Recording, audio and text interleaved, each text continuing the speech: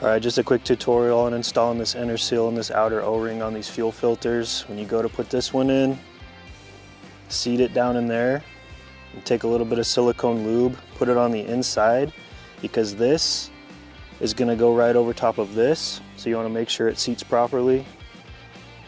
For the outer O-ring, make sure that you take it, get it squared up on there, use your finger to just gently press it down in the groove.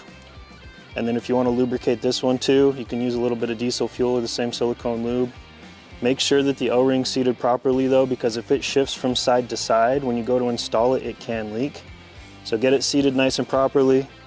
Okay, so just to show you that it can misalign, when you don't have it on there, when you don't have it seated, and you go to install it. See, this is what happens when you don't seat it properly. And obviously guys, if you get this seated in there square, get it pressed in there, it should kind of sit in there on its own to where it's not going to fall out. Go ahead, install it carefully, make sure it gets on the threads even.